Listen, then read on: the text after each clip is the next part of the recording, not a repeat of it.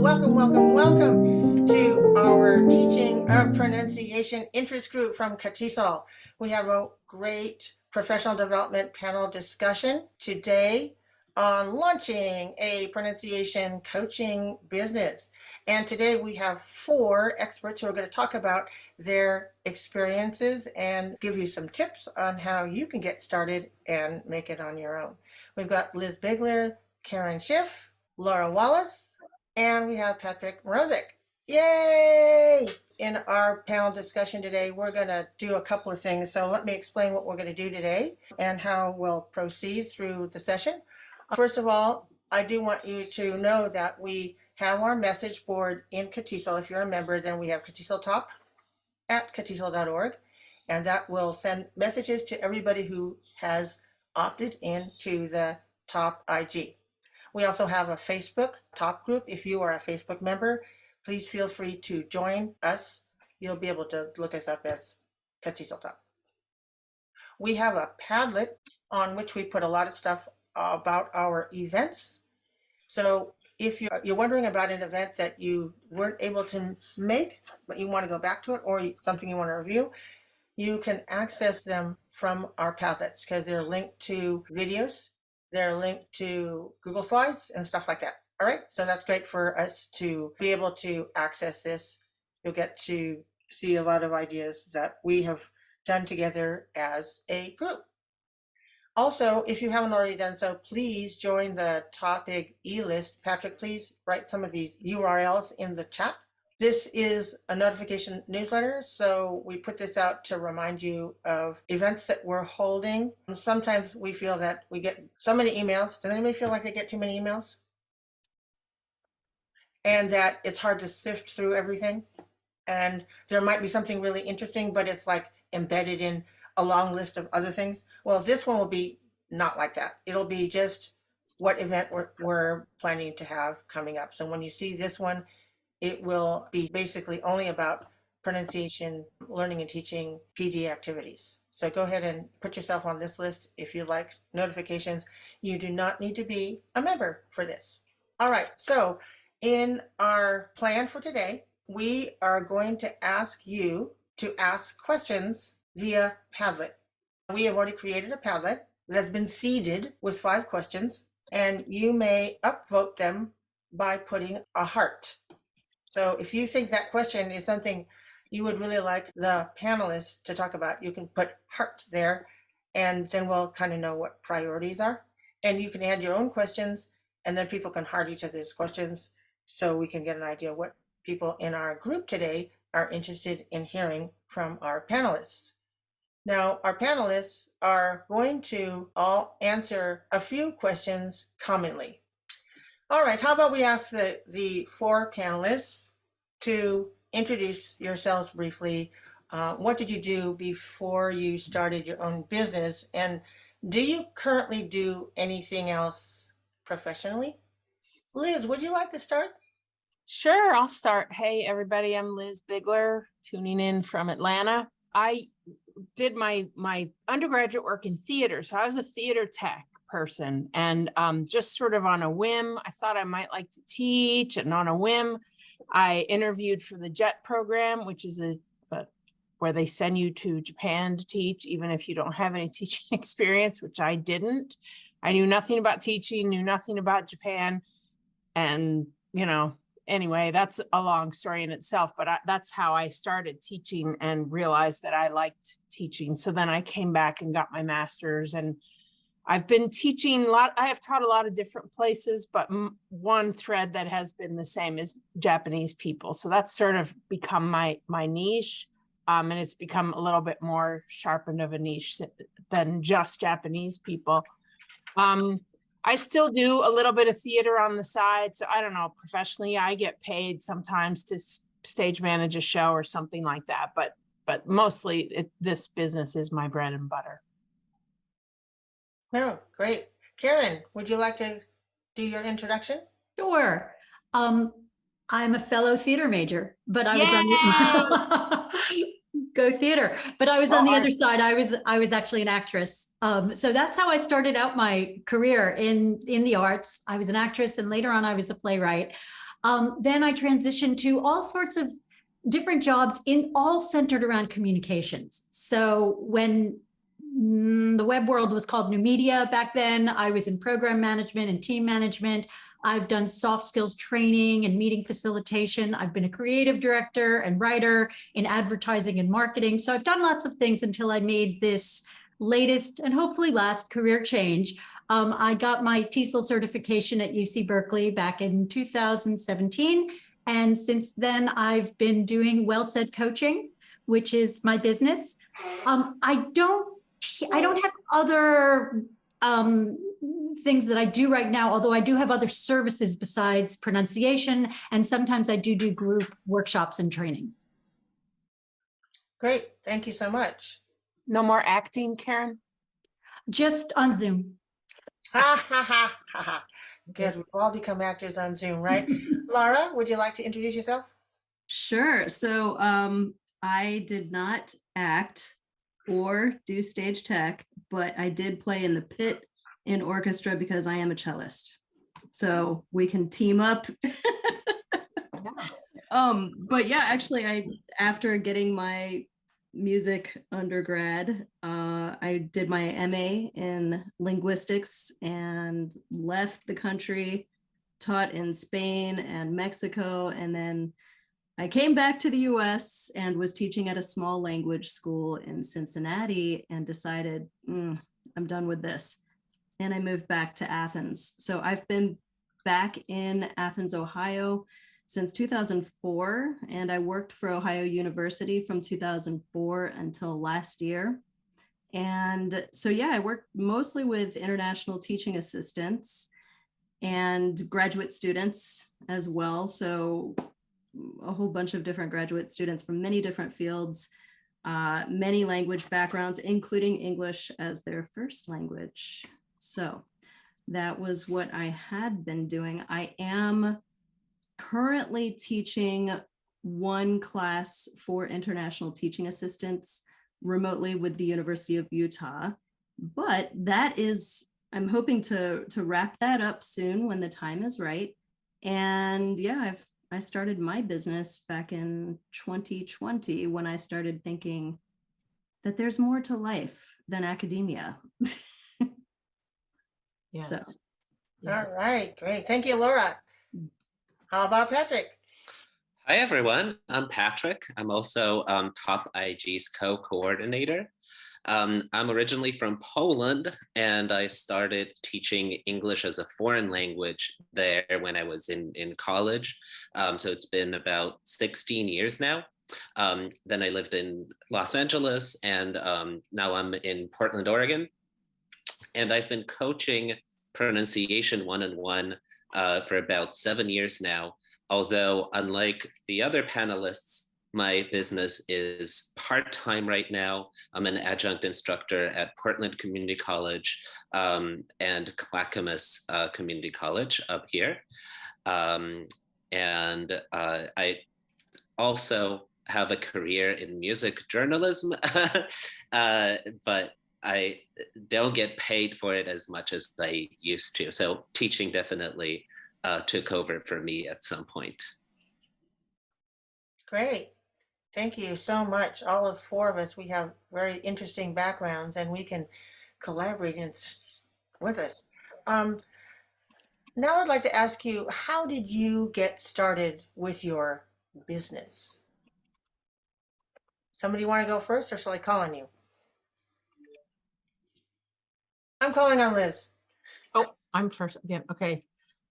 Well, as I sort of said that I how I got started in teaching, and then I guess I have been doing my independent teaching on the side for many years, starting with when I had kids and my kids were little and I couldn't really do a day job because I was a stay-at-home mom. I would have people that I met through the community come to my house and teach them just at my dining room table, and that has been 25 years. And so I just sort of have kept up that idea of teaching people on my own and, you know, charging them and whatever. And then I about 7 or 8 years ago, I was teaching at a a bilingual elementary school. And just sort of like Laura, just got to the point where it was like, I don't want to do all this other stuff. I just want to teach, I just want to teach, and I want to teach the people that I like. And I don't want to mess with all this bureaucracy stuff. So I went on my own then. And then the pandemic actually really kicked it up a notch, because I had an office and everything at that point, where people would come, and a very tiny little office where people would come and I would teach them one-on-one or two-on-one. But when the pandemic happened, I had to close my office, and then I had to go online. And a lot of people who up to that point were not interested in learning online sort of had to swallow that pill they didn't want to swallow. And it's been really good for my business. I have a lot more clients because I can teach them anywhere, not just people who are local here. I can teach them anywhere in the world. So that was a little bit more than you asked for, but that's my answer. All right, thank you. Who wants to go next? I'll go. All right, Karen, yes. I think it dovetails with the first question, which is simply that I was looking for a late last career change, and I wanted to take advantage of all the other experiences that I had in the communications field. I was working as a copywriter at an advertising agency, grinding away, doing copy all day. And I said, I want to work with people again. So I just found that this was a really great niche for me, particularly being in the Bay Area. And I know Marsha can attest to this. We have a lot of English learners here, working professionals. And so there's a large market for this kind of service. So everything just kind of came together for me. And as soon as I finished my certification, I hung out, I opened my doors metaphorically, and here I am.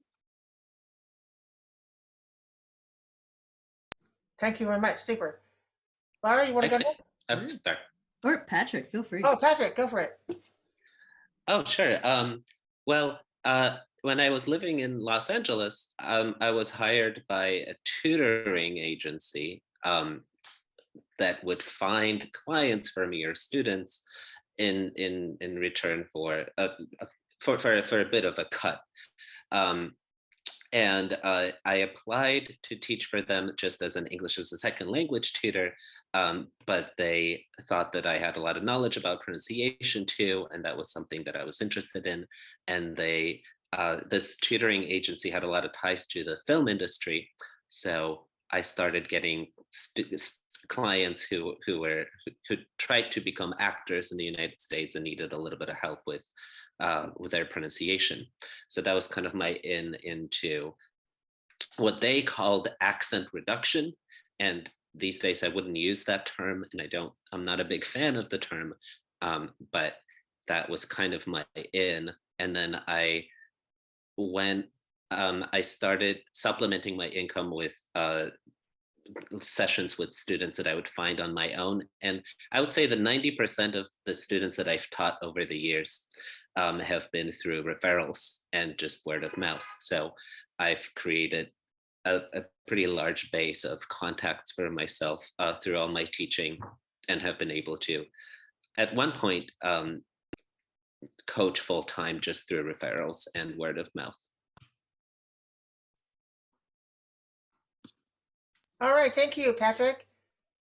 Lara, you're up. Well, so in Ohio, especially Athens, which is very, very, very small, we don't have a whole lot of demand here. And when I was trying to figure out what I wanted to do after academia, I just kept thinking I really enjoyed tutoring pronunciation. I ran the pronunciation lab that was at Ohio University until the budget was cut and they cut the lab. And it was just such a valuable service to the students. And I thought, I have to figure out how I can offer this more broadly. And so I got onto LinkedIn, because when you're looking to make a career shift, you get on LinkedIn, you revise your profile. And I was contacted by James Liu, and he said, hey, I help ESL teachers to start their own businesses and, get clients and help you figure out all of that. And initially I was really, really skeptical because I hadn't been on LinkedIn for ages. I basically used it as kind of, this is where I keep my CV. But yeah, I started interacting with him. I talked with him and thought, yeah, this looks like a good thing, but I didn't really know what I wanted to do. So I didn't work with him immediately. Instead, he contacted me maybe a month or so later because he started this challenge called the 21-Day Teacher Entrepreneur Challenge. And it was really, really helpful. And it was like $99, which, yeah, that is money. But when you're looking to change direction and you need some advice from people who know what they're doing, $99 for all of that was really excellent. So that's how I got my start. And actually he runs this challenge monthly. So if anybody's interested, just say something in the chat and I can share a link with you to it. But that's how I got started. So I started by working with a business coach. So we know that coaches can get us in the right direction. And that's how we hope that people will choose us as coaches to get them in the right direction. But sometimes we rely on other coaches to get us in, to get our business. Because, if we're trained as classroom teachers, then it's a different thing than being a business person, which is what you need to do if you want to open your business as a pronunciation coach, right? Oh, yeah. And for me, I feel like because I spent so long in academia, I had no idea. So I feel like I'm doing an MBA right now, even though I'm not. It's just all practice. All right. Well, thank you for explaining that. And I'd like to know from all of the panelists, what are the advantages of having your own business, your own pronunciation coaching business, and why do you like it? Now, you've kind of touched on some of that already, but if there's anything you'd like to add, just pipe up. What are the advantages of having your own? Laura has her hand up. There's Laura. She's ready to go. Yeah. So one of the things that I like the most about it is I set my own schedule. I set my own boundaries. I can work with whomever I please, right? So my business it's called English for Sustainability. You can see the sign back there. Because when I was doing that deep career transition soul searching, I thought I need to do something that also works in line with moving the planet and its people in the right direction, because climate change is real, and we need all hands on deck in order to fight against it so we can all thrive. So I do work mostly with people who are in sustainability related industries, but guess what? I can take on clients from other places, other industries as well. Yeah. And that's just one of the most beautiful things. So if I have the time for it, I can do it. Cool. Right. I would like to say also, one of the other questions was about, how do you find your niche, or like, who do you work with and who do you not work with? And I think of it as, aiming all your marketing and everything that you do, you're trying to find this one archetype of student. They call it avatar or your ideal client or whatever. For me, it's a Japanese person with a fairly high level of English, but their pronunciation gets in their way. They're misunderstood, or they're asked to repeat themselves a lot. But so that's the person that person is who I'm looking for all the time. But that doesn't mean that if somebody from a different language background or a different goal comes to me, I'm not going to accommodate them, but it's helpful to at least have a person in mind that you're trying to gear everything towards. But I agree with Laura also, just having my own schedule. I'm getting to the age where my parents are getting really old. And sometimes they need my help, or, you know, I have to do this or that, or I want to do this or that. It's really good to be able to, and with individual clients, which is mostly what I have, it's really easy to just say, hey, next week I can't meet you on Thursday. How about on Wednesday? If you have group classes that meet at a certain time every week, then it's a little bit harder to do that. But that's the best thing about having my own business, and also just being able to just work with people who want to be there. Like, I don't want to work with people who aren't really that interested. They're doing it for some other reason. You know, their boss told them they have to, or they're in that, you know, they're kids in a classroom. I want to work with people who want to work, you know. So, yeah. Great, thank you. I, Patryk, you want to add something? Oh, Karen, go ahead. Sorry. oh, no, just very quickly, adding on the flexibility, is there's unbelievable personal satisfaction when somebody emails you or texts you, or you see them in class and they say, I got the job, I got the promotion. No one's doing this anymore. I don't see those lines when I'm talking, right? No one's asking me to repeat myself, or it's reduced. You're never going to get to zero. So there's just such a great satisfaction, as we all know as teachers, when people have breakthroughs or have personal successes. You know, it's just one of those moments that's just delightful. Mm-hmm. Yeah, for sure. I 100% agree with everything that's been said just now. But for me personally, one of the biggest advantages is being able to 100% focus on the language skill that I'm the most interested in teaching. And I have an interest in research on pronunciation. I try to stay up to date, and being able to test out new methods and make new activities for students, and just 100% focus on that skill is really valuable for me. I would also like to say that compared to other types of teaching that I've done, it's relatively low prep, because I've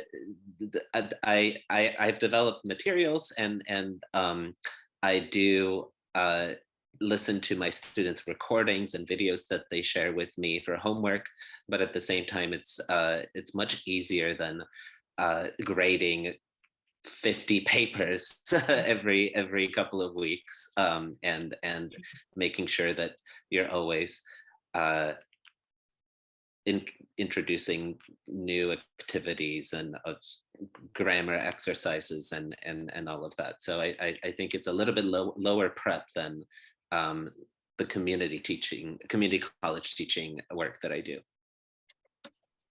Well, thanks very much for all of the responses to that question. Now let's talk about some challenges. I imagine that, as in any profession, you encounter some challenges. Would you like to share some challenges that you have faced?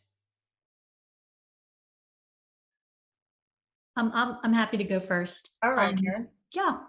So this is a niche business, and so there isn't a huge network.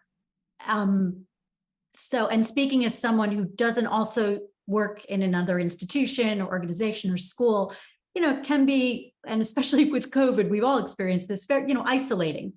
So you have to be pretty proactive about reaching out and staying networked, because again, it's a very niche business. There aren't tons and tons of people who do this. The second thing that I would add very briefly is your clients. I think somebody else said, I only want to work with people who are motivated. And sometimes you get people who are sort of accent curious, I would call it. And there's nothing wrong with that. But what it means is that it's going to be really low priority. And they're busy. You know, they've got jobs, they've got families. And so then they don't have a peer influence of, you know, going to a class and doing group work and having to rely on each other. So there are sometimes challenges with motivation. Yeah, I would say, at least in my world. I would love to actually hear if the other panelists have that challenge. So it's just something you have to be mindful of. and keep working and keep striving for how to keep folks for whom this is not necessarily a priority, keep them motivated. Good points. Okay, good. Who else? There's Laura, ready. Yeah, I also faced that challenge. And once I changed up my messaging, I found that I was getting more people who are ready to work with me. But of course, what happens is when you do have that messaging that talks about, as they say, the pain points, right? Basically the struggles they're experiencing. Yeah, I got fewer sales calls, and the people that do choose to work with me, they stay on now. But yeah, that was really important. So I think when you're starting out, think about the kinds of problems that you're solving for them, that you're helping them to solve. So is it to be able to be understood during a job interview? Is it to be able to fit into their new work culture? Is it to be able to give presentations clearly to people from many different countries? Yeah, but there are many, many, many obstacles, and I certainly have way more than that. But I think the inconsistency really is probably the biggest one for me. Okay, Especially with speed.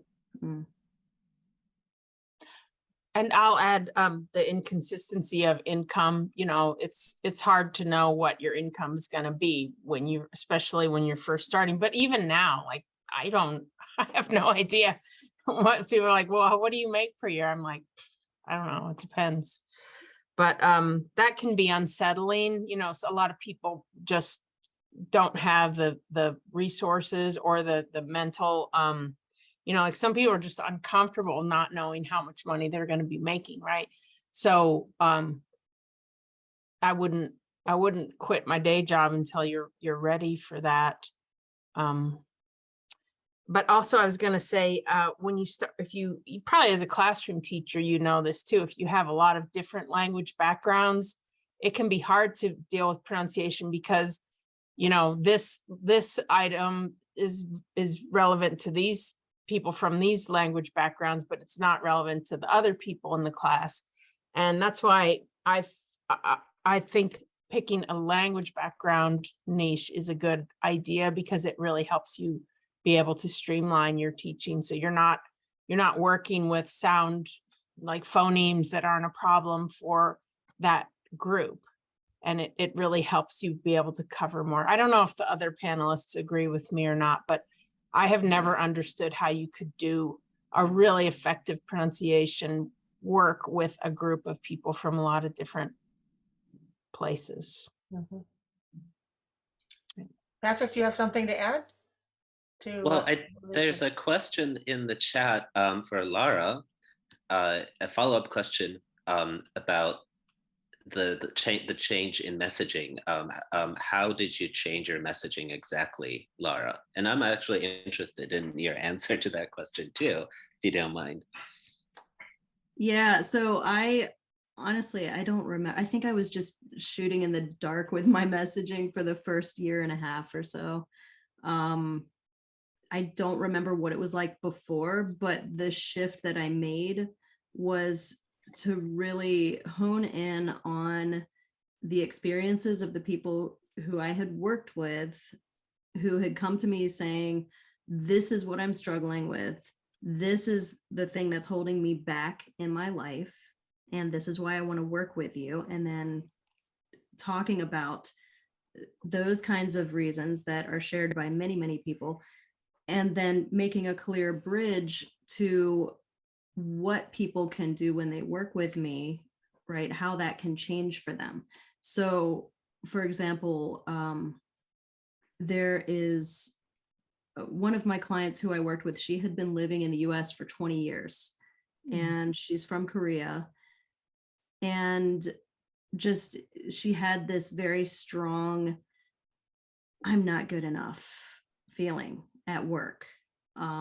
And she just felt like she couldn't really speak. She felt very inhibited. She was very angry with herself. She felt like she needed to speak like a native speaker. And that was her her yardstick of measurement was how close to native do I sound? And once I sound native, everybody will accept me. But what happened was I worked with her over the period of 2 months. And not only did we approach a lot of different speaking techniques that helped her come out of her shell. I mean, to be honest, her pronunciation was excellent.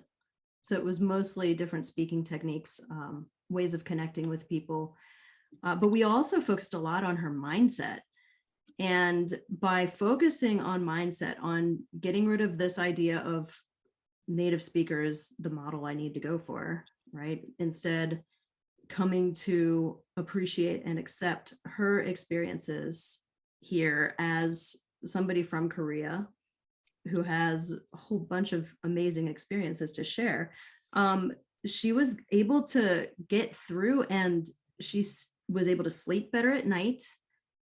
Okay, so this is where the messaging comes in. And I've used this in some of the posts, and I plan on making some posts about this. But she's able to sleep better at night. She doesn't, because she's not staying up reviewing the mistakes that she made all day in a phone call.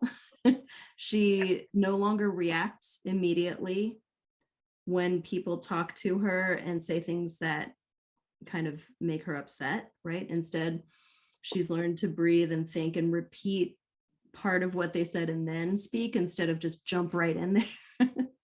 And she told me that she no longer hates herself. Oh, wow. It's some pretty deep stuff. Yeah. So if you can, and what I'm doing is that's my high ticket coaching program. It's one-on-one actually. And we do some really deep personal work, and that's what I love to do. But the point is that if you can work one-on-one with people and really find out, really get to know, what is it that's bothering them and how specifically you are helping them through it so that they can be more comfortable speaking. And then you write your messaging about that. That's what gets people interested. Yeah. So I hope I answered your question there about how the message changed. One thing I just wanted to add is that because I see what Lara posts, she frequently posts, and she posts really very thorough messages, and her messaging is extremely thoughtful, and it comes out regularly. So people who see her stuff may think, oh, that kind of looks interesting, but I'm not ready to commit to anything like working on my language skills. But next week or the next week or the next week, and it's like more and more, and the messaging is different. She puts out different messages, but they all tie into a lot of, everything ties into her niche. So her niche is sustainability, right, as she told us. So everything ties into that and related elements of communication. So that has become tighter as she has gained more experience and clients, right? I'm assuming. And so it's like you have to you're very thorough about every week putting out some sort of message on LinkedIn and on your pages. So that is something that I know Laura does. Patryk, do you want to add anything? This one's about challenge. Oh, sure.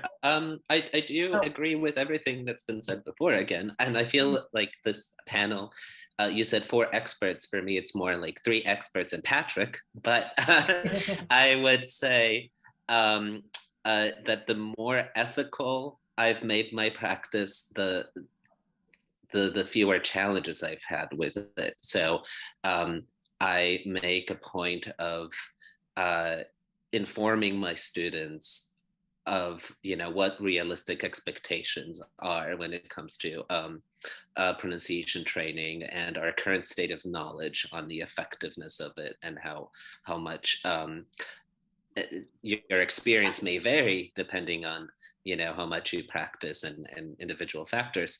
And I've said that I think that something that's also improved the motivation issue was me starting to make students accountable for every little bit of homework that they do. Because I, in the first couple of years, I would just tell my students to do their homework and then, yeah, see you next week. And then they weren't improving, weren't doing their homework and weren't really practicing outside of class. So then I started collecting recordings, having them add videos to Flip, or just record a voice message to my voicemail if their technology proficiency wasn't that great, so that every week they know that they have to do their homework and report on what they've done several times a week in order to continue taking classes with me. All right, great. Well, let's move on to some of the other questions regarding how you actually teach your classes, and like, since we're so much of us stuff we're doing on Zoom, but you may use some other tools. Are there any tools that are your go-tos that you use with your pronunciation clients? Any digital tools that you really like? Okay, all right, Patryk, go. Oh, Ron Thompson's English accent coach. Okay, Um, yeah, I'll put that in. You talk, I'll put it in. oh, sure. Yeah. So that is a tool that uses recordings from many different voices of sounds and words. And it can help, it gamifies the process of learning to recognize the differences between these phonemes. So at a certain stage of pronunciation instruction, it can help students spot the difference and be able to tell the difference between sounds that up to that point sounded completely identical to them. It's a really wonderful tool. It's a free tool, yes. Yeah, it's free, because Bentley asked if it has an annual fee, but it's completely free. It's a website. There's a couple of different modes of that you can use to play with students, ranging from just hearing the phonemes. So students will just hear, for example, and ah, and they have to click on the correct IPA symbol. And level 4 is my favorite, because it's actually short words that have meaning, and they're minimal pairs basically, and help and then what I do with my students is I ask them to practice with the tool until they can send me a screenshot that shows that they were at least 90% correct with their identification of two phonemes that they're working on, 2 or more phonemes. yeah, it's a great tool, and if we look at the research on what you listen to and can discriminate, and how that affects the perception affects your pronunciation, then that's really important. And I know from working with clients that have doubts about, but I came for pronunciation, I didn't come for listening. You know, they think that this is the wrong thing you're teaching them, or you're focusing on the wrong thing. You have to, for some people, you have to work it in and explain to them that research shows, and you know, it really makes a difference. If you can't hear the difference between bit and beat, then it's hard for you to try to formulate that in your mouth. So those are, yeah, it's a great program, and it's free. So that's great. Who has another tool? Yeah, Liz? I would like to say, speaking of free tools, everybody knows Google, but I have learned a lot about using Google Slides to have, presentation, like little mini presentations about certain things in pronunciation. And Google, of course, Google Docs, I use a lot of different ways. And I've just started using Google Classroom. Well, I've been using Google Classroom for a while, but I've just started using it as a learning management system, you can have a whole curriculum there and then activate it as people join into it. It has a lot of versatility, and it's free. So like I might upgrade to a paid learning management system at some point, but I don't know if everybody's familiar with the term of learning management system, but like a website where all your course materials and everything are. But it's great. It's really cool. I don't know if any of the rest of you guys use Google Classrooms, but it also has like sort of like a Facebook stream part to it where people can comment and talk about things. And then Canva is also a really good tool that has a free function. And Canva is a design, like a visual design thing that you can make announcements or make posters or make Facebook, posts or whatever. And it's very, very user friendly. Like it's incredible. You can just go to it, pick out a format that you like, plug your information in, and it looks really good. It's like, wow, I can't believe I just did that. And then the other tool that I use is called Bamboozle. Has anyone ever heard of Bamboozle? If you look for it, it has 2 A's. That's where, if you look for Bamboozle spelled the regular way, you won't be able to find it. But you can create quizzes. It's like a quiz thing. And what I do is, when you're working on just sounds, how to pronounce words with this particular sound, the students get focused on just the sound and not really the meaning of the word. And once they start thinking of the meaning of the word, then they kind of forget to, remember how they're supposed to pronounce it. So as a bridge to that, I use Bamboozle and other tools just to make kind of games where they have to say the word without really thinking about how to say it, just to practice it. Thank you for sharing that. I'm going to put just the link to a game that I created in Bamboozle. Okay, then we get to see what you did with it. Sure, that's great. Is there anybody else who wants to share something about tools to use? I kind of group this into 2 different kinds of tools. You've got your business tools and you've got your tools for teaching pronunciation. Good idea. In terms of pronunciation, I use a lot of different things, but the color vowel chart is extremely helpful for having that common language of vowel sounds and also helping people with word stress. People seem to catch on really easily to it. So I'll have all of this in the chat. I use Youglish a lot so that people can hear what words sound like in context. And again, it's that high variability, many different speakers that really helps people.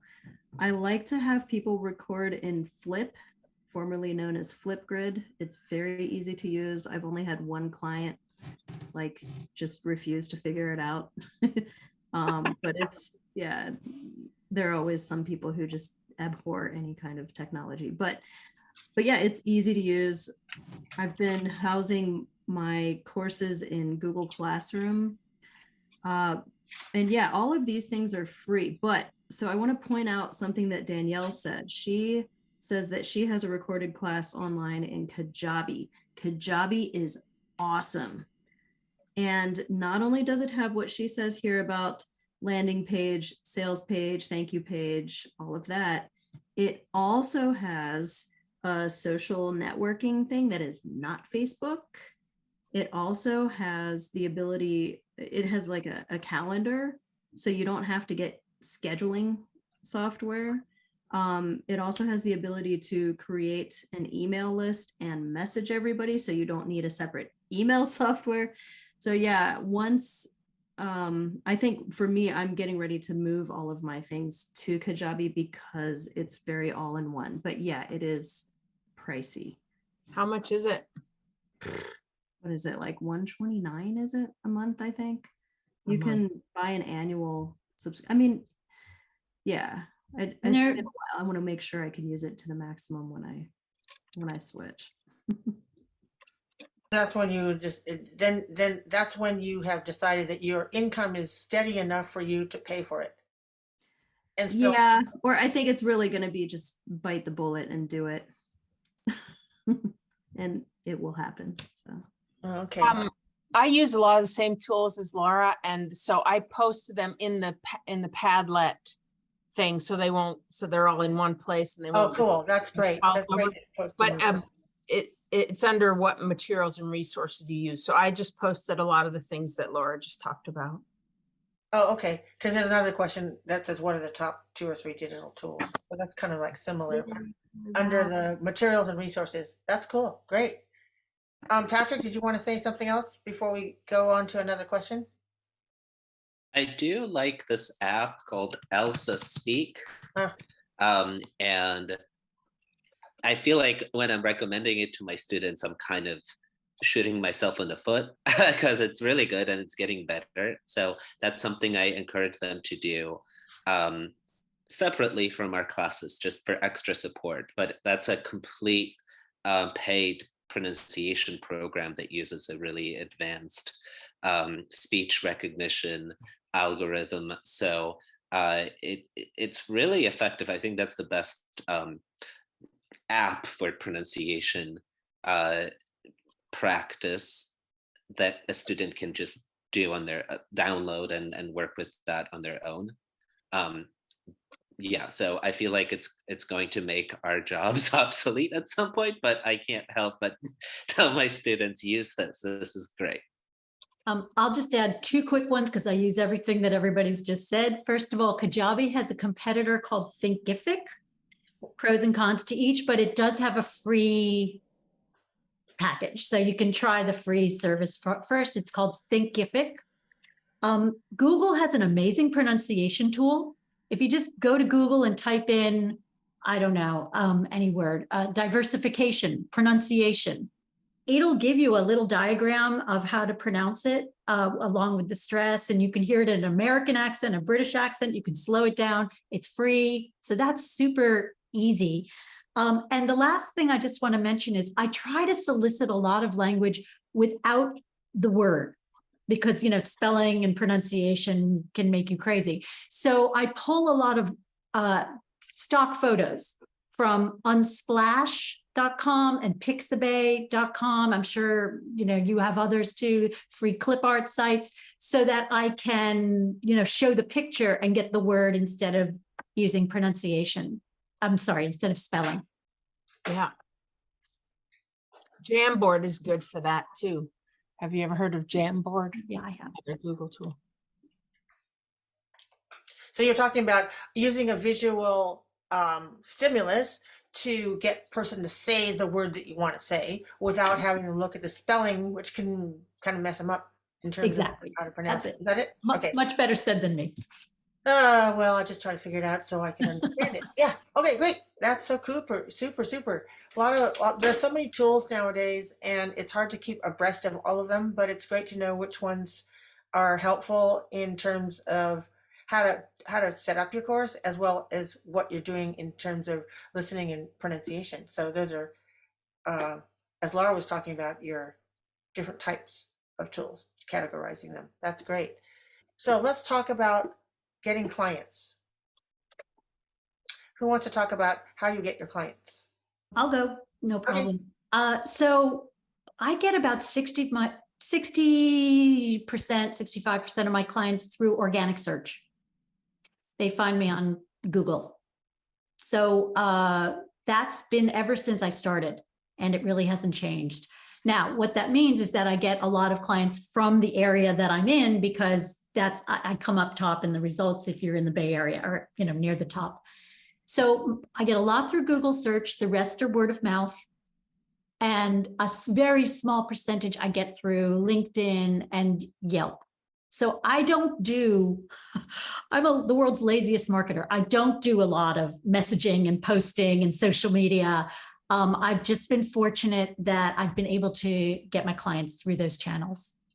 Do you pay for advertising?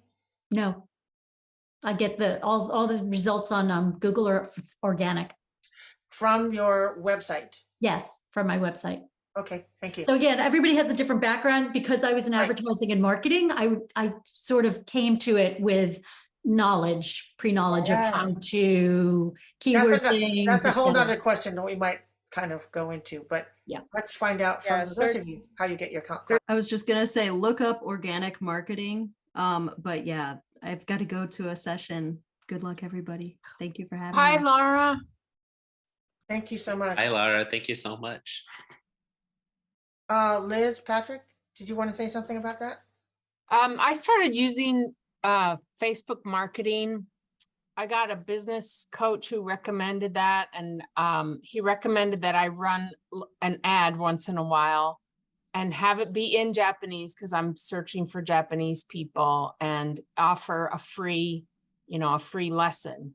And I was like, I don't want to do that. It's just going to be a bunch of tire kickers. And I don't really, I don't want to do that for free because then it'll make people think that I'm not, worth a lot. And he was like, no, you trust me, it'll work. So I did do Facebook marketing, which is where, like, if people search for you on Google, they're looking for you. Facebook marketing, you're looking for them. So you set your parameters for who you're looking for, where they are, what their first language is, what their income level is, or whatever. You can make it very specific. And then the only people who see it are already your ideal people. And of course, not everybody signs up for it, but I had, the first time I did it, I think I spent about $200 and I did like 30 free classes. And of those, I think 10 people signed up for my main program, which is really good numbers. And the people who didn't, I learned a lot from them anyway, like just to get talking to people and find out what they're looking for, what they are needing, what they can afford, who's paying for it, and all that kind of stuff. It was really good. So every once in a while, I'll do that again. I've done like 3 campaigns so far, and they just last for like a week or 10 days. So that's something you might want to look into. It was hard. I couldn't have figured it out by myself, but if you're, if you find the right tutorial, you probably, I probably could have, but I Is that wouldn't. something that you did with voice to voice with somebody helping you? Yeah. He actually did it for me. Like I paid him to do it for me, but I don't think it's beyond people, people who are not as bad as I am at, computer stuff. But what you're talking about is narrowing down all the qualifications for the targeting the audience. Right. In that marketing way. Mm-hmm. The idea about websites, people are interested in that too, is like, did you set up your own website? And how did you do it? And did you have any prior background? Do you have any tips, things to do or not to do? Is that a question to Yeah, them? that's a question to okay. Yeah, sorry. Again, because I had a background in it, I just set it up myself. I used a tool called Weebly.com. There's so many. There's Wix. There are these pre-templated website builders. There's so many now. And again, if you use a Thinkific or a Kajabi, that's included. So I just did it on my own. Yeah, I hired somebody to do mine long ago, but I don't really think it's as necessary as it used to be. Like, I think you need to have a website, but people don't interact with website as much as they used to, especially if you're doing marketing another way. It makes it seem like you're bona fide, but I don't really worry about having all the classes and all the offerings and everything on the website. It's too much work. So I just have it there like, yes, I'm real. This is what I look like. This is my background. This is, what I specialize in. And then I ask them to book, a free lesson, and then we can meet each other and see if we work well together. I don't do a lot with my website anymore. Okay. I don't have a website. And I also think and you don't need it. That plays into my advantage. Well, like I said, I do it part-time right now, and the majority of my clients have been through referrals. And I also work I haven't mentioned that before, but I've carved out a bit of a niche for myself in the video gaming industry. So right now I'm seeing 6 clients every week, and they all work for major video gaming companies. But what I wanted to mention is that the reason I said that not having a website has been good for me is that I think that in terms of rates, one can negotiate a lot depending on who's paying. So I think that if I posted my rates to the website, I would be limiting myself as to how much I can make, because my rates have ranged from $14 to $250 an hour over the years, and it really depends on who's paying for the lesson, who hires me. So I think keeping things open and being less transparent about things has played to my advantage. All right, so there's an advantage to having a website, and there's also an advantage to not having a website. Especially, there's so many ways that we communicate digitally nowadays. Oh, Marsha, can I answer Navneet? I'm sorry if I'm mispronouncing the name, but can I answer Navneet's question Go about ahead. how does the pronunciation business intersect with the video gaming industry? That's a great question. So the video gaming industry is one where the most successful companies are based in English-speaking countries, mostly the United States and Canada, but they employ a great number of non-native speakers from all over the world, and there's a brain drain really in this industry where the video games are really even bigger outside of the United States than they are here. So a lot of the clients I've worked with were executives from South Korea, China, France, people who have a passion for video gaming and are very skilled in design, engineering, and extremely experienced in their craft, but might not have prioritized language development as much as those other things. Also, the video gaming industry is specific in that it's very the hierarchies are really flat, and some of the executives that I've worked with didn't even go to college, because they've just spent their whole lives playing video games. And a lot of the clients that I've worked with, have been self-taught, self-trained, and they're gamers first and foremost, meaning that some of them never went through a formal process of learning English as a foreign language, and now need a lot of help to be intelligible and succeed in meetings and giving presentations on their ideas, which are terrific. So it's definitely an industry that where there's a lot of demand for speech and pronunciation coaching and just English as a second language lessons at a very high level of proficiency, but sometimes without as much formal education. So that's great that you have found a niche, and it sounds like it's very helpful to find some sort of niche for yourself. And if you are interested in one area of life like video gaming, then you can have fun at the same time, because you talk about things that are things that you know about, and also help them with their English language skills. And like Lara, who has started her English for sustainability, that's her niche. And Liz, you talked about your niches working with Japanese speakers. So one of the questions is it helpful to know a non-English language when you are working as a pronunciation coach? Of course. Yeah. That's easy. Yeah, I thought so too. But you want I mean, I don't think it's necessarily a requirement. You can definitely do it without knowing your student's language, but that certainly, makes it a lot easier. Yeah. Do you speak Japanese?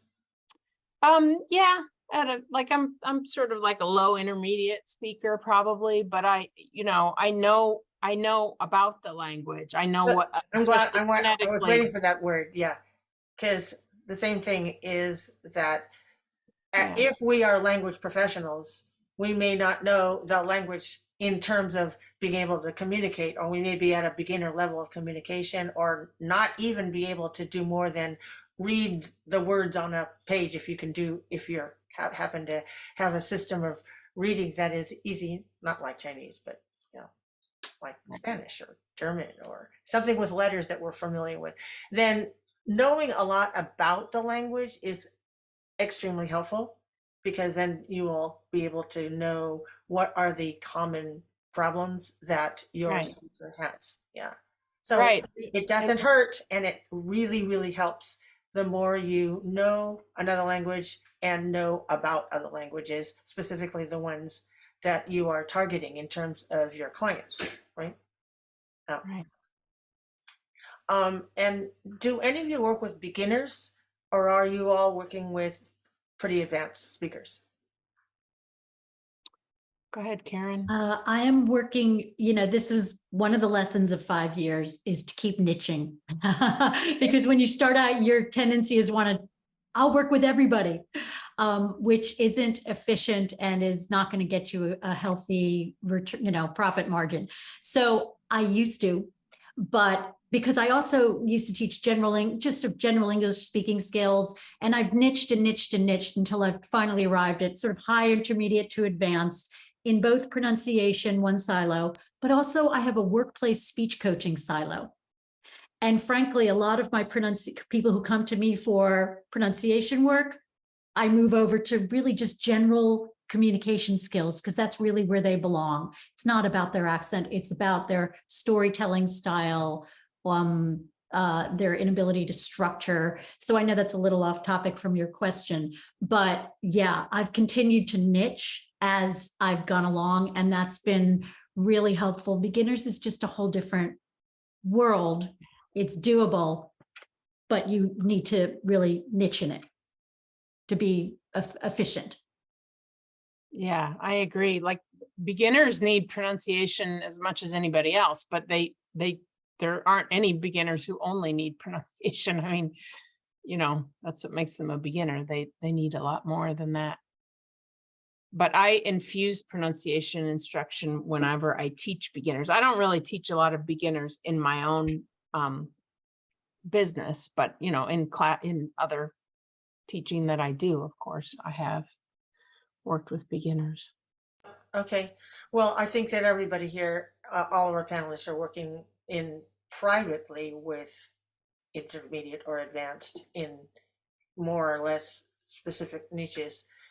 Because as you point out, beginners need so much more than just pronunciation. So you have to be able to do a lot more different things. But in our panel today, we're really focusing on the ones who are working on pronunciation issues. Now, because we're also talking about doing this on your own, let's talk about some business aspects, and thinking maybe you could talk about your accounting, how you bill, how you accept money. Do you use that technology, or are you doing, you know, mail in your self-addressed stamp envelope, or you know, who would like to talk about that? I will. Mostly I use a website called Wave, like, you know, ocean waves, Wave Accounting. And I don't know, like, I don't remember how I found it. I don't think it's all that popular. I've never heard of other people using it, unless anybody else here uses it, but I really like it. I can keep everything there. It's free to use the website. I can send invoices with the website, and they do charge when people pay. If they pay by credit card, they charge, just like, you know, Square and Stripe and all those places. It's like 3% or something, which was sort of a bitter pill for me to swallow at first, but especially when you're invoicing somebody for, you know, a large amount, that's a large amount that goes away too. But it's just a necessary evil, especially now that I'm working with people who are not local. And even people overseas normally have access to some type of credit card that it accepts. So I really love Wave Accounting. And I always, when I read about other people who have their own businesses and are invoicing, and they're like, oh, they never showed up for the lesson. I mean, I recommend always charging people in advance. Like, you pay for 10 lessons or 5 lessons or 12 weeks or whatever in advance. And then, if you don't show up for the class, I have a policy, I need 24 hours notice, and I make that policy clear. If we have a lesson scheduled and you cancel at the last minute or you never show up, well, that's fine, but you lose that, like, that I was there and so I get paid for it. If you have that kind of a strict policy, you can always fiddle with it. Like, you can say, oh, you were sick. Okay, that's fine. Oh, you had a car accident. Your son had to go to the doctor, whatever. Like, you don't have to enforce it, but it's good to have it so that you're not then just going, oh, well, can you pay me anyway? Right? Do you agree, Karen and Patryk? Do you have that type of policy? Yeah, I have a 24-hour cancellation policy with one emergency exception. After that, Okay. and if I know I'm a softie, after that one emergency, you have to pay if you want to reschedule the class. And I agree, sell your services in packages, not individual lessons. You will go crazy, and get the money if you can in advance. I give a little discount when people pay me in advance, so that's a good incentive. And I would say 95% of my clients pay me in advance rather than in installments. And I use Stripe, just while I'm here talking, I use Stripe for invoicing. Why that versus PayPal? Stripe allows you to collect through WeChat, which makes it easier to work with students in China if you go there. My expenses are so minimal. Again, I'm a lazy marketer. I'm a lazy accountant. So I just, at the end of the year, stick my recurring costs, which are like Zoom and my internet, into a spreadsheet. My husband's an accountant, and off it goes. I know. So lucky me. So it's a simple business. That's one of the pros of it. It's pretty simple in terms of expenses and income. Yeah, I second and third having a 24-hour cancellation policy and selling your lessons in packages. And I do give quite a huge discount when students do that. Or actually, I just start really high with just an individual lesson. And then if the students get a package of 10, then that's like a little, I do a discount on that. And then go for a package of 20, it's almost half the price per hour of an individual lesson, and that usually that encourages the student to pay ahead of time. I'm a lazy accountant. I don't really deduct anything. I have like no expenses, and I share. I know I've been audited once for not deducting things. And that was in Poland. But I don't know. Someone has to teach me how to do it and what the benefits are. But I do. I don't have a designated office area, and I use my computer for all other things. So I just do accounting in 1040.com, which is like TurboTax, and try to save money for one tax payment at the end of the year. Although I think technically it's better to do quarterly payments, but I haven't figured that out yet. I'm very bad with money, as you can tell. And I do my invoices in Microsoft Excel. And I get paid mostly through PayPal, wire transfers, and Venmo. Wire transfers also, their bank will take a certain amount of money as a fee. Venmo also, if you're doing it as a business, will take a certain percentage. Do you know what the percentage is, Patryk? Or to be honest with you, I don't.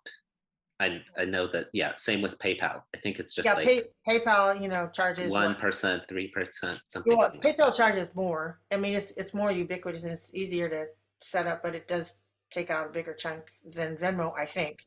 I also recommend getting a bank account and a credit card for your business so that everything that you spend money on, it's easy to remember, like which expenses were for the business and which ones were not.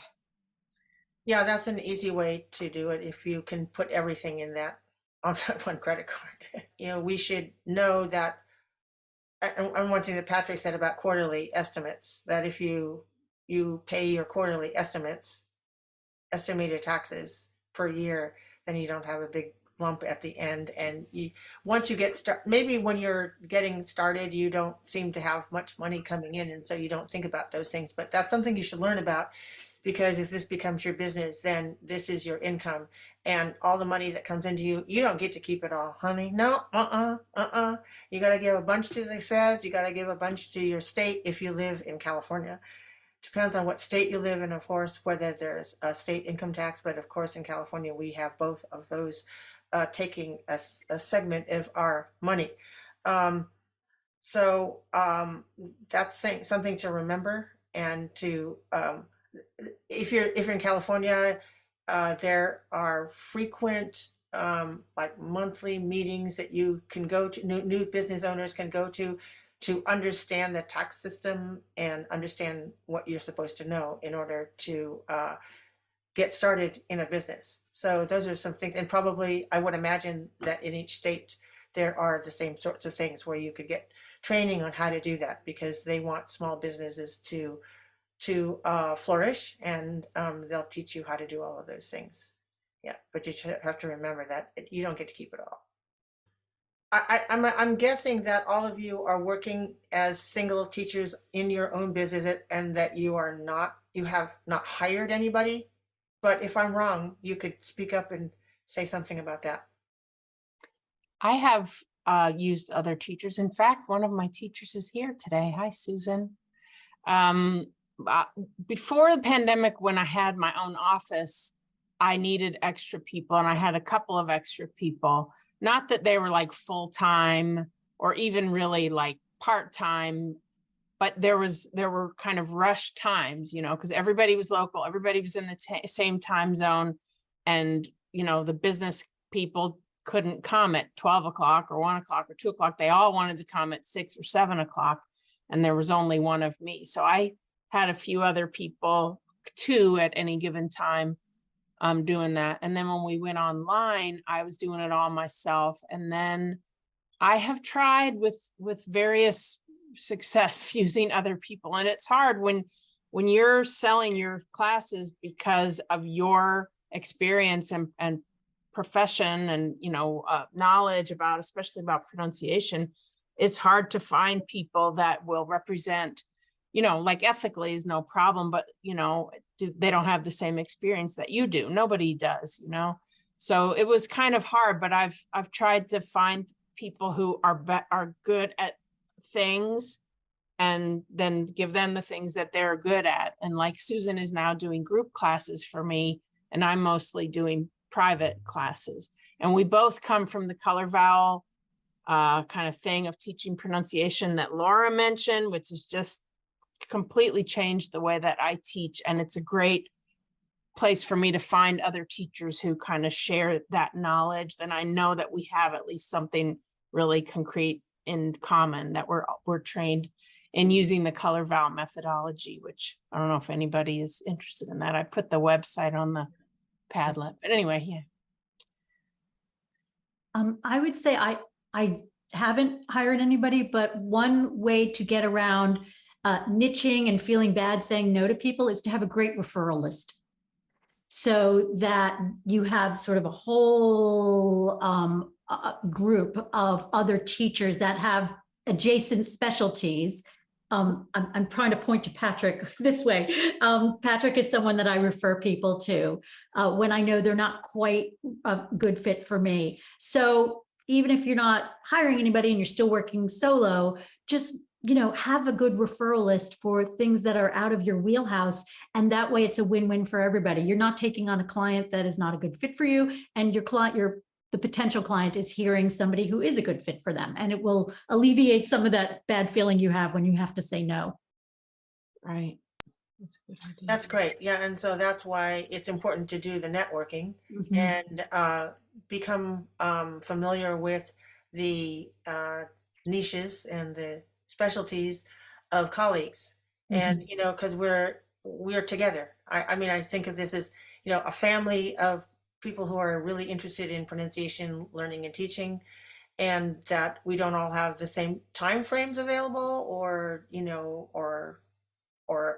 specialties, and that we can make some referrals. So I agree with that. I did get referrals from other people. I'm not doing a whole lot now, but I agree with what all of you said about having people pay up front and having a scale. I mean, I have a scale, you know, you can come for me for an hour, but if you come for a package of N, you will get a huge discount. And if you come with a package of farther out, then you get an even bigger discount. And then that helps with making sure that your income is there, and you know that they'll show up, because that's one of the things that kind of ties in with something we had before, where sometimes people are just kind of iffy about the way their level of commitment, right, to coming to class, and their level of commitment to doing the work and so forth. So that when they pay the money, that helps to make them more committed, right?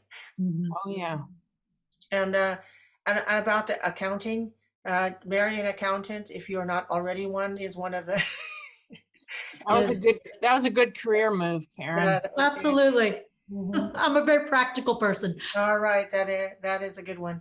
And if you can't do that because your existing spouse would get mad, then I guess you have to either learn about that, or hire a bookkeeper, or hire somebody who, or just take some lessons, you know, maybe get coaching from somebody who knows how to do that, how to set up the business, and maybe you can get rolling on that. Liz? Yeah, I agree. I was going to say that too. Somebody in the chat was saying, you know, they're really good at teaching, but they aren't really good at business, like entrepreneurial and business things. And I just advise trying to find other groups, either online, like through Facebook, or in person, of other small business owners who are having to navigate the same kinds of things. And then if you can, hiring people, it's not necessarily super expensive to hire like a webmaster or a business manager. You know, some of them are very expensive, but if you ask around, and also you can learn things just by talking, you know, just by interviewing people. This person's a business manager, we'll talk to them. You might get some ideas about, you know, just it takes a while to kind of craft it in your mind, but the more you talk to people and the more you work with groups, like mastermind groups and things like that, or other fellow teachers like this kind of network, it's great. You can kind of hone those things the more you work with other people that are doing them too. Mm-hmm. Mm-hmm. That's great. Are there any things that you've learned about that you would like to say we should avoid? Things to avoid when you're setting up your pronunciation coaching business. I gave discounts to people when I first started, and I don't at all say you should avoid giving discounts. If you have a group class and you want to get as many people in there as possible, and you only got 3 people who wanted to pay your price, yeah, on down low, you know, like you can let people in for free or whatever, just to kind of plump up the class and make it seem more, you know, get people used to that type of number. But what I did when I first started was there were people that I knew from the school where I worked. And so I was like, oh, you know, I already know you, so you can take these private classes for X amount, which was, I don't remember. It wasn't that much less than what my regular price was. But then they stayed with me for years, and I kept bumping up the price for everybody else. And it was really uncomfortable to bump up the price. I guess that's one thing. You have to kind of get over that. But I always sort of grandfather in my prices with people. So have you've been increasing your prices over the years? Yeah, but I don't increase them on individuals. Like I usually sort of grandfather their, and because they're the people that I teach, they almost always go back to Japan after a couple of years anyway. So I'm always kind of like have a revolving door of students. But anyway, what I would advise, rather than saying you can have this discount forever, implying forever, instead of that, say, you know, for the next month, or for the next 3 months, or for the next, you know, class, I could give you this big discount. I can give you a 50% discount or 100% discount. But that kind of gives you an end date to that discount. And then you can either extend it again, or you can say, okay, I'm sorry, I can't offer that discount to you anymore.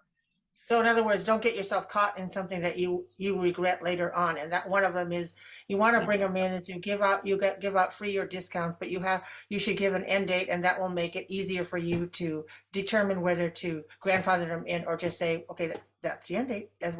Yeah, exactly. Right. Yes. Okay.